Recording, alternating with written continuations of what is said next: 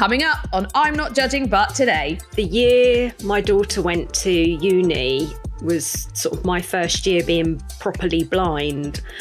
And the only way I can put it is traumatising. I remember walking past her bedroom and collapsing at the thought of it being empty. I had a full-on breakdown. They had the option where if, they were too tired because we all weren't sleeping, that you could then have the Friday off as well, and it would be marked as an authorised absence. I've got to laugh, I'm sorry, but when we were kids, it was open the window and take your blazer off and just suck it up. None of this, you don't have to come in. And I do remember thinking, that's really mean, and feeling really upset and left out. But then my mum bought me a box of lime-flavoured Jaffa cakes and I was okay.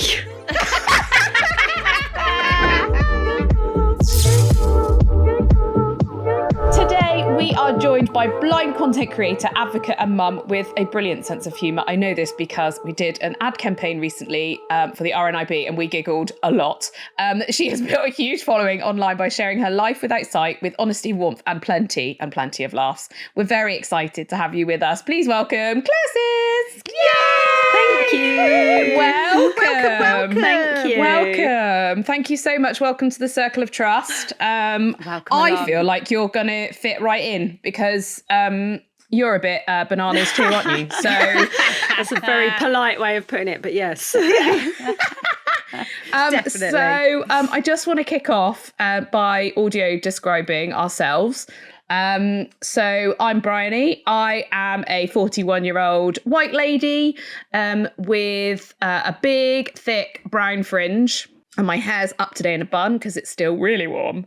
I'm wearing a black shirt and I've got long, multicoloured leopard print nails at the moment. Oh, lovely.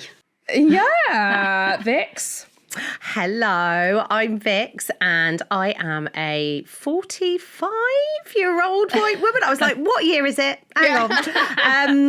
And I have kind of gingery blonde hair and rosy cheeks, very smiley, and blue eyes with my favourite green glasses I have today. Lovely. Gorgeous. Charlie? Hi, I'm Charlie. I'm also 41 years old. I'm a white woman with blonde hair and I'm wearing a blue stripy top today. Nice. That's nice. Nice. Very nice. Bit of colour, pop of colour. Yeah. I have just noted the year on my computer and I have lied about my age. I am 46. Oh, snap. I thought, Jesus. Hang on, when's your birthday though? Because I'm 46, so we need to establish his... I'm January the 14th. So you'll be 47 in January. Next January, yes. I'm December the 14th. Only a month between us. Capricorn. Oh, Capricorn. Do you know what? Nora asked me the other day, she was like, what star sign am I? I went, I've got no bloody idea. Not the foggiest. Claire, do you want to do a little audio description for us? So I am Claire. I am 5'2". I'm white. Today I have very long curly blonde hair. I've got full glam because I'm going to have my passport photo taken. So why not? Go on. I've got baby pink nails and I'm wearing a white polka dot top, but I don't know whether the polka dots are a black, brown or navy because I'm also colourblind, which is just great. I love your It's top. really cute, that top. Yeah, Where's it looks from? Gorgeous. Vinted, so no idea because they cut the label out. Amazing. Perfect. Do you know what? I love Vinted so much. I literally drove past a lady the other day and she was wearing this like green and leopard print shell suit top that looked really funky. So I described it into Vinted and it came up with the goods. No and I way. Great. had it 2 days later. I was like, Perfect. Well, you can do the photo search now on there, can't you? Oh, can you? I mean, yeah, I didn't take a photo of her because I feel like that would have been slightly excuse invasive. me, can I just snap away? Hanging out the window. I really did it top. the other night, actually. I was at a concert and this guy complimented my boots. I was like, take a photo and then you can Google search them. Love that you were helping. I love it. Yes. I was wearing a really short skirt and my friend was like, just of her feet though, not of her legs. Yeah, don't want any upskirting now. That's a whole other issue. Right, Claire, tell us a bit about yourself for people who don't know who you are. I wasn't born blind. I actually had 2 strokes in 2009 And as a result of that, I started losing my eyesight. And on the 1st of November 2017, I woke up and I could hardly see anything. And I was registered blind. I am a mum of one. I was quite young when I had her. She's now nearly 26 or 27. I forget. Wow. We're good at this, aren't we? I'm like, the year I'm odd, she's even. So she's going to be 26 because I'm going to be 47. It's pretty much been me and her our whole life. I was briefly married to somebody who decided to have an affair whilst I was dying in hospital of a stroke. It's all good because I'm now remarried to the perfect man. But she's like my bestest friend in the whole wide world, and I am so incredibly proud of her for what she has achieved despite what she has been through in her little life. And now I do social media, a bit of TV presenting, and a lot of advocating to make the world a little bit more accessible. And because you were the first blind chef to ever cook on This Morning, is that right? Yeah. Wow. That is so cool. Yeah. But also annoying that, when was it? Like a couple of years ago? That it's taken that long. Yeah, exactly. Yeah. But how was that? Like, who were you on with? The very first time I was on This Morning was with Phil and Holly. That's how long ago it was. But when I started doing cooking segments, most of the time it's been Kat and Ben. Before, like years ago when I was at college, right, at my sixth form college, he came in. I don't know what he was. Yes. Oh my God, you lucky Brendan. thing. Yeah. And he came in and he was recording something or another. And I came face to face with him and I just went, Ben Shepherd. And that's all I said. And he was like, okay, like that, and just walked on. But I was just completely like, he's just such a pretty boy. So you've got your lovely daughter who you're super, super close with. So you basically raised her solo? Pretty much, yeah. I split from her dad when she was 3. And then I met my ex-husband when she was about 4, but I didn't let him sort of be in her life until I knew I was sure. So that was a couple of years. And I think from sort of the age of 7 to 10, he was in her life and then he left me. But it did me a huge favour. And then, I pretty much stayed single on and off. And then I did meet somebody else who had a baby behind my back and thought that he would get away with it because I couldn't see it. But I'm quite clever. I'm quite a clever girl. Oh my God. And then that led me to my husband, who I've now been with for about 9 years. So for her adult life, she's had him. But when she was a teenager and younger, it was pretty much just me and her. And does he have kids, your husband? He does, now? yeah. So I've also got 2 stepchildren, a 19-year-old and a 25-year-old. Oh, lovely. Yeah. So they've all blended together. They have, yeah. They do get on really well. We always try to make sure we do one family holiday a year because they're so busy doing their things. Like we hardly see them, let alone them seeing each other. But whenever we go away, it is always so lovely. That we've all got kind of younger children. So you're saying you've got kids like late teens, early 20s. Like, how was it for you when like they flew the nest? And what do you miss? No one really prepares you for that. So the year my daughter went to uni was sort of my first year being properly blind. And it was the only way I can put it is traumatizing. I remember walking past her bedroom and collapsing at the thought of it being empty. I had a full-on breakdown. God. Everything I'd ever known was all of a sudden gone, and I wanted to give her space and let her sort of find friendships and stuff, and I didn't want to sort of be on her the whole time, but at the same time we did everything together. And that first Christmas I remember going shopping and then playing Christmas songs and calling her, being like, we'd normally be like, oh my God, our favourite Christmas song. And it was just so hard. I lost a hell of a lot of weight. I didn't go to work. I just couldn't get out of bed. I thought going blind sucked, but that was even harder. Like, it was just awful. But as sort of the year went on, I got more and more used to it, and I put up these big walls now.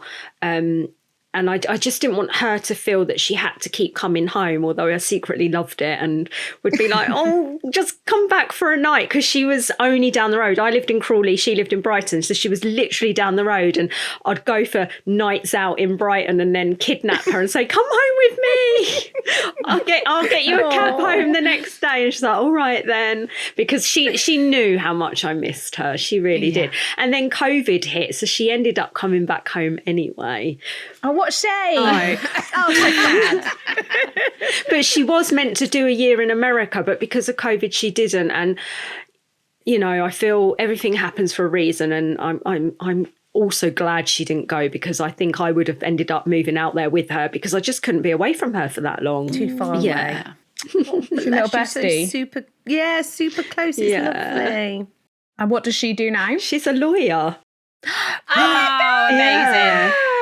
Even just the way you said that, you can tell how proud you are. Incredibly proud of her. Like her work ethic, I've never seen anything like it. When she'd get home from school, she had these apps on her phone where she would grow trees, and she wasn't allowed to look at her phone until her tree had grown. And she set all these boundaries herself, because she's at an age now where I couldn't help her, I couldn't see, so everything was on her. But she was just so determined. She wanted to be Elle Woods, and she did it. She did it. Yes. Oh, well done. How did she cope with you losing your sight? Because I can imagine that is, obviously it was incredibly distressing for you, but I'd imagine as you being so close and being your daughter, that must have been stressful for her as well. I think I know it was. Like, so she was 9 when it all started. And I think the hardest part for her was seeing her mum taken off in an ambulance having a stroke and not being able to say goodbye. Like, she still gets really bad trauma when she sees an ambulance. And if I am stuttering, one of my side effects of my stroke is I sometimes stutter. If I stutter, she's all over me. Are you okay? Are you okay? She had to grow up pretty quickly because it was just us at home, and it was... I used to practice being blind. She'd go to her dad's every other weekend, and those weekends I'd put a blindfold on and practice being blind, which sounds a bit crazy, but it actually really helped me when it did happen. And I tried not to put too much on her because I wanted her to kind of have a life. But in 2013, they took my driving licence away. So life had to change for us. And we'd never used a bus before. I didn't know how. And she was like, oh, you just wave it. And I'm literally stood there like... And she's like, no, you put your hand up to be like, stop. But I couldn't see if it was bus or a lorry, so I'm just like waving everyone down. And she was like, oh, you're so embarrassing.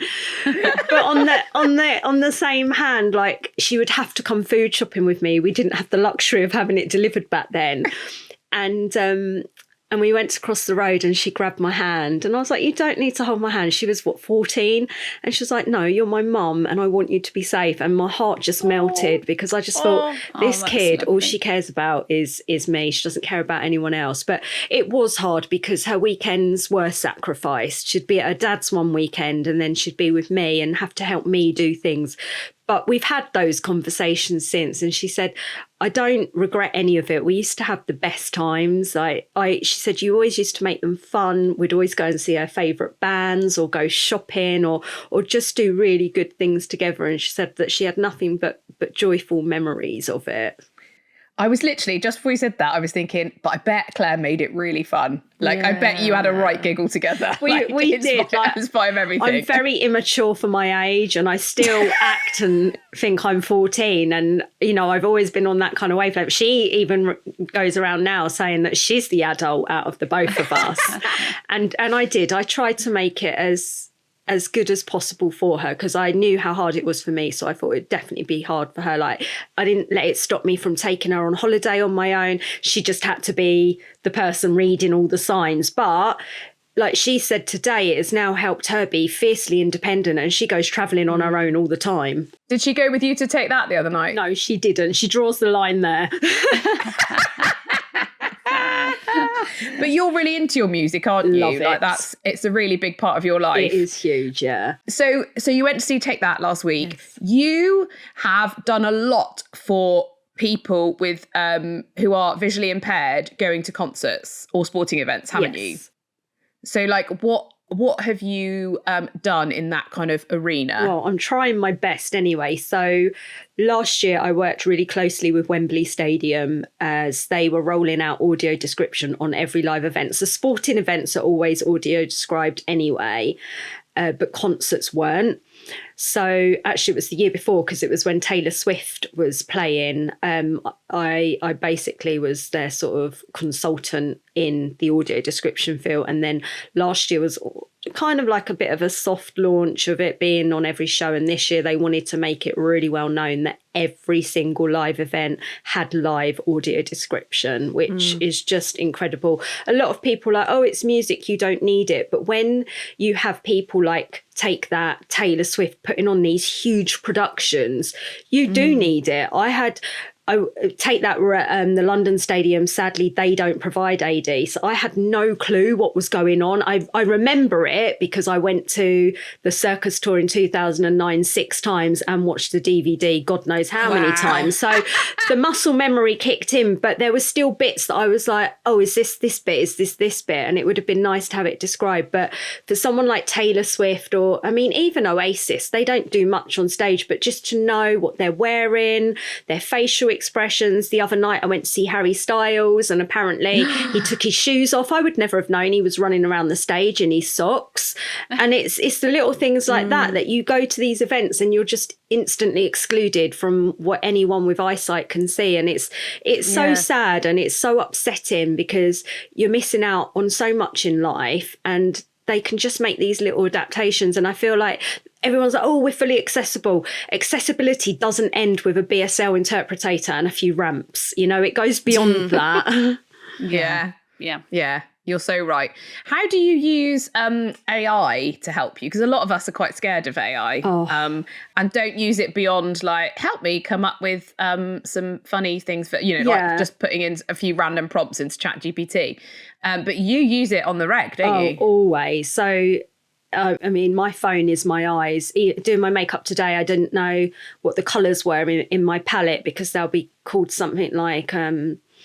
I don't know, starstruck. And you're like, oh, well, what is that? And then they'll tell you, oh, this is a pinky rose colour. And you're like, okay, I would have thought silver or something, going like that, or something's called moonshine. I'm like, what is that? So I use it to tell me what the colours are, to help me do my makeup. I use it a lot on social media because a lot of social media is not accessible. Images that people post, I'll put it into AI and say, describe this image to me, like really in depth. Or if I've got a bit of sensory overload, I'll be like, just give me a vague description of what this is. I don't need to know, down to the detail. And I just find it so useful for things like that. Or if I'm in London and I'm a bit lost and I've got no phone network, like to be able to video call someone, like good enough network to video call someone, I'll just put it into AI and be like, right, I'm here and I need to get here. Give me walk-in instructions. And it literally will direct me to where I need to be. That's amazing. It's so good, so clever. Like that's how AI should be used. Yes. I was just thinking that is what a wonderful gift that is. Yeah. In that way. It also, I can take a photo and say, does my makeup look okay? And it will tell me if it does. It could be quite rude sometimes. Really? Keep that thought to yourself, AI. Thanks.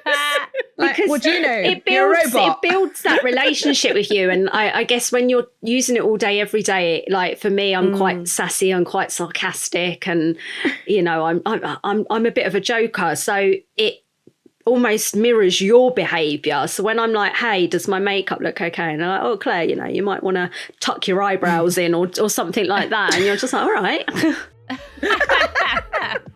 Rude. Okay, now it's time for In the News, where we get into the stories everyone's talking about in the parenting world. Last week, we saw a post from Dad of Two and Gladiator legend, aka Matt Morcia, from an appearance on the Net Mums podcast, where he said you need to make kids do exercise. He said that he believes we wouldn't think twice about making our children brush their teeth, wear a seatbelt, or learn to read. So why is he encouraging our kids to exercise so hard? It sparked huge debate, as you can imagine, in the Net Mums community. So I'm not judging, but do you agree that schools and parents should take a firmer approach to children's fitness and health, or does that risk creating pressure and anxiety around exercise? So first up, Claire, do you exercise? Do you enjoy exercise? No. Hey, no shame. Just say it. It's all the good. most exercise I do is like running to beat whoever I'm racing to get the last chocolate bar in the cupboard. Love it. Yeah. I'm not an exercise girl. No. Have you ever been into it, like at school and stuff? No, but I kind of wish I had. I'd always been an overweight child. So if my parents had maybe suggested it, like I maybe would have done a bit more. I mean, I like the odd walk now because it does help with my mental health. And I think when you put that next to it, you think, oh, yeah, it is a good thing. But yeah, it's just not something I've ever enjoyed, ever. Charlie, you've got two pretty sporty girlies, haven't you? Yeah. So what's your take on this? I agree with Gladiator. With Legend. I think the thing is, right, the reason why this is going to make people shout at him about how he's worded it, right, is because everyone's going to think in their mind that the exercise he's talking about is being Legend from the Gladiators, and he's not talking about that. We don't need to be Legend from the Gladiators. I mean, how cool would that be, though? But anyway, what he's saying is that just some form of exercise, and how that looks to you might be different from how it looks to somebody else. But introducing cardio, introducing something in a way that you enjoy that isn't going to be, you don't have to do it for like hours on end either, but just a little bit each day. It means you're going to live longer. It means you're going to be healthier. It means that you're going to be fitter, stronger, better for your mental health. Like you were saying, Claire, even going for a walk is better mentally. It's not just always about the physical side of it. And I just think there cannot be a downside to that. Even if you're not a sporty person, you don't have to run a marathon. You don't have to start doing high rocks, you can do an exercise that suits you. Yeah. I think that's a great point. I do hold your hats. I think the way that I actually thought it was a bit shitty how it came across and how he said it.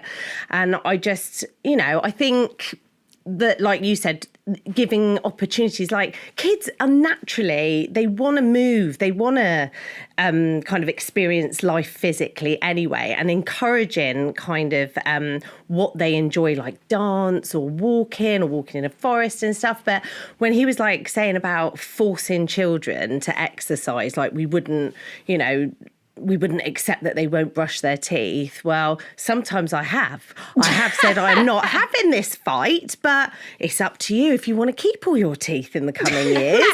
So it's like, I just think, the way that he kind of said it, but I wholeheartedly agree with that kids need to be encouraged, and there needs to be more availability. Like school barely do anything really now. And, I remember we used to be in the gym climbing right up to the ceiling, on the ropes and on the climbing those big things. apparatus that used to pull out from the wall. Pull out. But it's all health and safety now, isn't it? That they can't do it's it. all got a bit mad. But also just having, like, me and Prim dance a lot, and the trampoline and things like that. But I think, there needs to be, parents do need to encourage some form of exercise. I would agree with that. But I thought he was a bit harsh. But you know what I'm like, Charles. But he's only doing that to get a reaction, isn't he? Yeah. Do you know what I mean? It's a clip, isn't it? That clip is very the whole rage bait interview. because that's what they're trying to do. They're trying to get a reaction. They're trying to, get it out there. Yeah. I hated exercise until like my early 30s. I thought all exercise involved a hockey stick on a wet, cold field. Yeah. Surrounded by your peers, being shouted at by an angry PE teacher. One time I was made to play in my pants because I forgot my skirt. No. Yeah. And my my God, the I know, right? My mum was livid, yeah.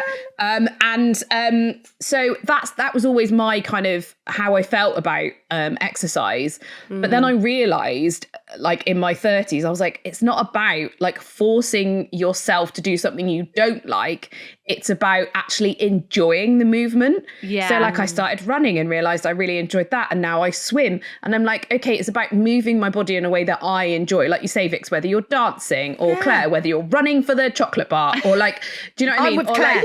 Like, Charlie, you know, I know how much you love netball. So it's kind of, it's all about that. And I feel like now I'm imparting that onto Nora. When I say to her, do you want to go for a swim? She's like, yeah, let's go for a swim. Yeah. Or when Steve takes her out walking the dog every night, it's their little tradition now. He's like, let's go and take the dog for a walk. She'll go and do that because that's what she really enjoys. And that's kind of what I want to impart on her. So again, I don't think this whole forcing is the best idea. I think very much encouraging and getting your kids to move is super important. And for me, the best thing about it is the mental health aspect. Like you said, Claire, like, you know, realizing what that can do for your mental health. I wish I'd known that when I was in my teenage years. Like, I really wish that kind of general knowledge had been around. But we now say to Nora, and she understands, if she's feeling a bit low or she's feeling a bit sad, she's like, maybe we could go for a walk. And I'm like, yes. Lovely. Yes, exactly that. So talk to us a little bit more about cooking. I am a big advocate as well for making cooking as accessible as possible. I like to make my recipes as simple and easy and straightforward as possible. Talk to me about some of the gadgets, or tell the girls about some of the gadgets that you use. For starters, girls, they've all got names, so just heads up. Love it. About my that. little squad. Yeah. They have to have names because I forget everything, not just because menopause, but because of my stroke brain.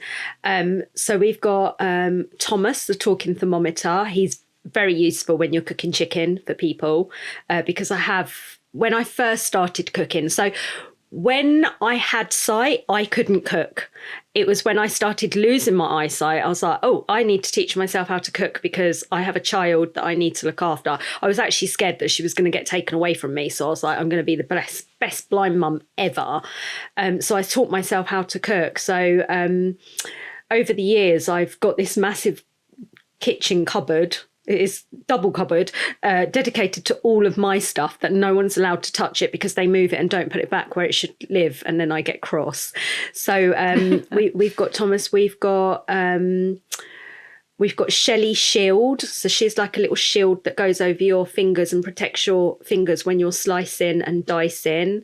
We've got Ollie the onion chopper. He's like a big comb. You can stick him in things to help slice. He's quite useful and handy. Who was the hot water one? What's his name? Oh, that's Lenny, the liquid level indicator. So you hook him over your cup, and when you're pouring in liquids, he'll beep and vibrate at you to let you know you're nearly full. So he's very useful. Wow. I liked him. He was really cool. He's used multiple times a day.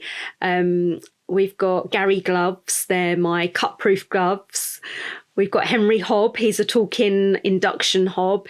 He's new to the team. He's very new to the team. I was going to say, he sounds very modern, Henry. He's very good, but I'm still a bit nervous using him because he's so new. What was your jug called? That was cool. We had Jeffrey Jug and Wayne the weighing scales, but then the RNIB kindly gifted me a jug and scales in one, and Briony actually came up with the name Jane. Combination of Jeffrey and Wayne, so we've now got Jane in the cupboard living there. Yeah. Now it's time for Overheard in the Playground. This is our gossip section. Basically, we've overheard something and we're going to dissect it.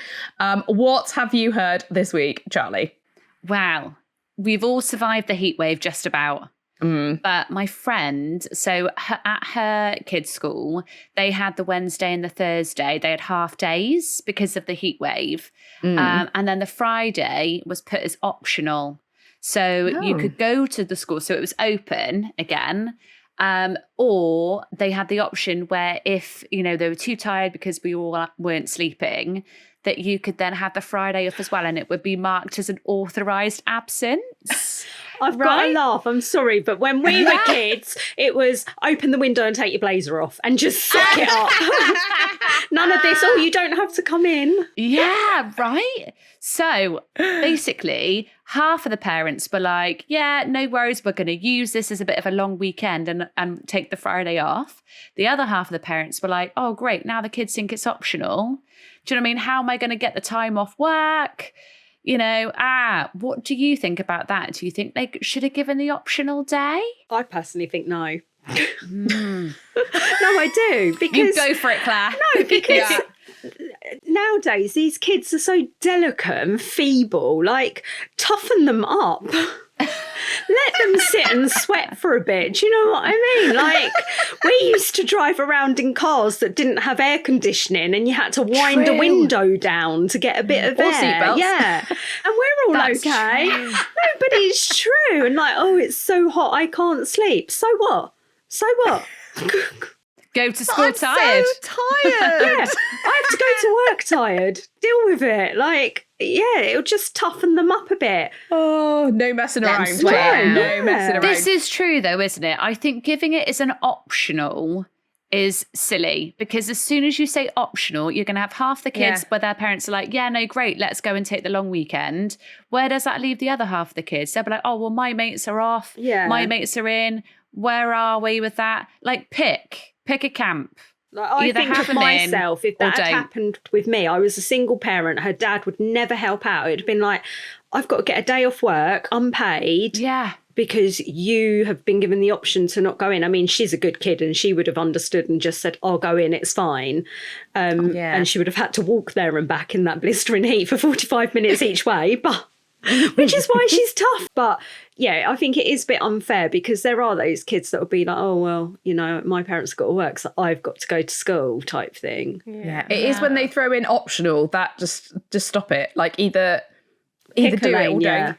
Yeah. Like, just commit to it. Like don't sort of pussyfoot around it. This is going to happen every year now, so they really Yeah. need to sort the aircon out, Yeah, don't they, really? why? Yeah. Most of the schools are brand new buildings. Why have they not got aircon? Yeah. Oh, ours is a little Victorian, and it was where I went to school, and it is hotter than hell They've in there. probably got radiators still on that, the ones that they're never still on, turn but they off. can't. Yeah. They don't work in winter, but in it. summer they're on all year round. Yeah. Yeah, it's true. Yeah. Trouble is, right, that they let them stay off school, but then you're at home just melting with them. Yeah. Like, Yeah. you know better off. I don't have anything to save you. No. I was in work all week. It was great because we've got aircon at work, and I'd come home and Matt was just like dripping, and the kids were like, I was like, I'm so sorry that I've not been here to support you. I was actually a bit chilly earlier. I was a bit chilly I had a earlier, cardigan yeah. on because the aircon was so cold. Honestly. Braggers. Steve came home from his very nicely air conditioned office, and I literally was melting, and I was like, darling, we need to look at getting some aircon. I don't think I can cope with this if this is going to carry on like over the next however many years. And he was like, oh, it's not that bad. I was like, you don't get a vote because you've been in an air conditioned office all day. Me and Nora have literally been sat in front of a fan, which is just blowing hot air at us, like sweating from behind our knees onto the bed. Like, yeah. Anyway, so I voted him. We outvoted him. Yes. It's a good thing about having us two girls and then Steve, is it? Girls against like, boys. Girls against boys. And the dog doesn't count, so. Now it's time for Between You and Me, where our lovely listeners share their dilemmas, problems, or anecdotes, and we offer up a little unqualified advice in return. Claire, are you the person who your friends go to advice? I'd imagine you give no nonsense advice. Yeah, especially when it comes to boyfriends. Like, because of my dating history, I'm quite well equipped for it, I feel. But I am quite tough love. Can you spot a red flag then? Are you like, this immediately. sounds like a red flag? Yeah, I've just got this really good gut instinct. Like, I knew my ex had had a baby. I don't know how I knew, but I just knew. And I knew my other ex was having an affair. I just have these really good gut instincts. Yes. Oh, okay. All right. I'm looking forward to your advice on this then. I'm excited. So we've had an email from another Claire in Borehamwood. She says, I don't know why I said it like that, Borehamwood. She says, it's my daughter's birthday coming up next month, and she has requested a very particular birthday cake. Oh, this sounds familiar. I can just about cook a Victoria sponge. She wants a chocolate cake, and it needs to be Eevee from Pokemon. She's even given me a picture to copy. I have agreed, but I have no idea what I'm doing. I can't afford to practice this, so it's going to be a one-time thing, but I'm panicking that it's not going to look anything like the picture she has in mind. Help, please. Oh, Claire. Oh, that's very stressful. I'm panicking for her. How Claire, our Claire. Yeah.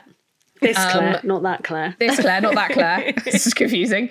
Claire Sisk, what advice would you give to t'other Claire? So I really feel for her because I tried to make my daughter a cake last year and I got really upset because it looked awful. It tasted good, but it looked awful. And obviously I can't see what I'm doing, which adds to it. And it is heartbreaking when you can't do that one little thing for them. But at the same time, like, my daughter knew her expectations weren't to be too high. But if your kid loves you and you've tried your best, they should just be grateful with what they've been given. I would say the expectations thing here is the thing to focus on, and maybe tell your daughter that just have low expectations. I'll do my best, but it may not look exactly like the picture. I bake cakes a lot. I make a lot of cakes. Delicious ones too.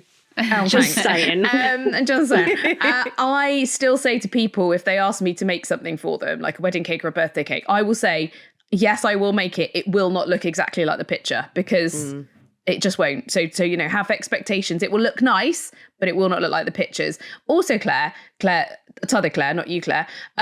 I would say if you've got a friend who's willing to help and get involved, maybe get the friend in and see if they can help, or get the daughter to help you so she can see how freaking hard it is to make a Pokemon and then cake. you can blame her when it doesn't look good. Yes, exactly. And traumatize her for life and she'll never want to bake a cake again. So it's perfect. Vix, what were you going to say, babe? I was just going to say that, I think it's at Asda, you can print off the pictures onto sugar paper. So she could just get a picture of this Eevee from Pokemon and get it printed off and just put it on the cake. What? Can you really do that? Yes, Yeah. I put my friend's face on one once. Lovely. Delicious. So she loved it. That's excellent.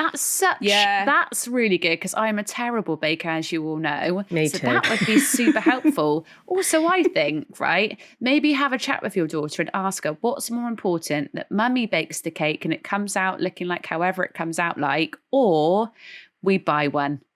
And it comes out looking great. How's about that? Do you want the aesthetically pleasing or do you want the love and devotion? Which one is it? I think that's a fair point.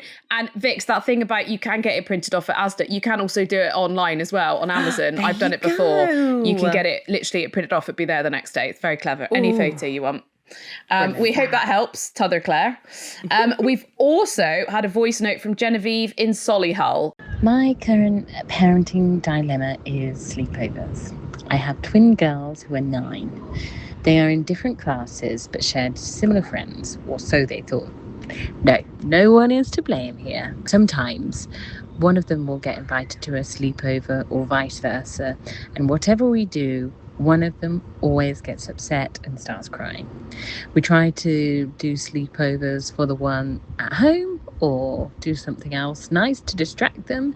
But I wondered whether anyone had any advice on this. I'm sure it will get easier as they get older, but it just keeps happening. Oh, Genevieve. Oh, that sounds really tough. That is tough. That is really tough. Come on, tough love, Claire. What are you going to say? I'm a twin. So I was in this situation. Yeah, I have a twin brother and we had lots of shared friends. In fact, in our school, there was lots of twins. But to me, I look at that and I see it like as an adult now, I see it no different to when you've got siblings who are only a few years apart. And same with, if your 6-year-old gets invited to a sleepover and your 8-year-old doesn't, it's like, well, that's just the way it is. It's the same if they're in different schools and one has an inset day and one doesn't. Sorry, it's just the way the world is, I'm afraid. And I know it's harder when they're the same age and they think they've got the same friends because I was there and it does upset you. but it just makes you sort of understand a bit quicker who your real friends are. Not that you process it at that age, but I think I do remember, so we were friends with another set of twins, boy and girl, and the boy was inviting my brother, but the girl was going to be there. So I was like, well, why can't I go? And it's like, well, because you've not been invited, but other girls had been invited. And I do remember thinking that's really mean and feeling really upset and left out. But then my mum bought me a box of lime flavoured Jaffa cakes and I was okay. I soon forgot all about it. And then when my brother come home tired and that, I was like, was it any good? He was like, oh, it wasn't great. And I was like, well, I had lime flavoured Jaffa cakes because they were new. They were a new flavour. So, and he was a bit upset. And so I was like, well, you win some and you lose some. Do you know what? I don't think we can top that advice, I think Claire. that's great advice. I don't think they make lime Jaffa cakes anymore, sadly, but get her a packet of Jaffa cakes. Or any other biscuit that she likes. She'll be well happy if she gets to eat it all to herself. Yes. Yeah. Brilliant. Thank you so much, Claire. If there's a parenting drama or dilemma you want our unqualified advice on, just give them Jaffa cakes. It's fine. Send us a DM or voice note on Instagram. You'll find us at I'm Not Judging But Pod. And don't forget, you can watch us on YouTube and Spotify. Please like and subscribe. Right, Claire, we like to ask every guest at the end of the podcast to finish off this sentence. I'm not judging, but, and then one thing that winds them up within the realm of parenting. For example, you might say, I'm not judging, but why is it so hard to get sun cream on kids? Claire, over to you. Okay, this one bugs me every year. So I'm not judging, but why do parents feel the need to go out and buy their kids 90 Easter eggs each? Like, seriously, every Easter you go on social media. I didn't do it this year because it wound me up so much last year, but I put into AI, like, describe this. There's 47 Easter eggs here, all different. And you're just like, why? Why do they need that? Are you just doing it to post on Instagram, or are you doing it because you need to spoil your child? It just, one Easter egg, that's all they need. That's a good one. Yeah, it's a good one. Although I am gonna come in and say that I enjoy eating her Easter eggs. Yes, when there's that. I mean, my daughter, she did used to get a lot because we've got a big family, and I would say, oh, she'd be like, where's that egg? And I'd be like, oh, it got wet in the fridge, so I had to throw it away. It was in my belly. So I did enjoy her getting a lot. But when I see it and there's literally 5-year-olds with 20 Easter eggs, I just think that's just unnecessary. And it's a bit much. You're setting a bar, and it's the same when it comes to Christmas and stuff. You know, you see these people who have all these presents, and I think it possibly comes from a reflection of how I felt when my daughter was younger, because I remember one Christmas she had asked for a Nintendo DS, which is like a little handheld game console. They go back to school after Christmas and she comes home, and I remember saying, does Father Christmas not like me because everyone got one and I didn't? And it absolutely broke my heart. I couldn't afford it. I just couldn't afford it as a single parent. I mean, when I told my family, they all chipped in and bought her one. And I just feel like, you know, it's great if you've got the money to do it, but don't go shoving it down everyone else's throat, because there are people out there who can only afford one egg. And I think that's more where it comes from for me. Yeah, no, absolutely fair point. And it's so much easier to shove it down people's throats now with social media, isn't it? Because you can just post it and there it is. It's crazy. Crazy world. Madness. Yeah, indeed. Thank you so much for joining us today, Claire. We've absolutely loved having you on. I love your tough love approach. You can find Claire on socials at @cansee_. Thank you so much for joining us, Claire. We've really enjoyed having you on. Take care. Have a great week. Love you lots, Charlie and Vix. See you soon. Thank you. Bye. Bye.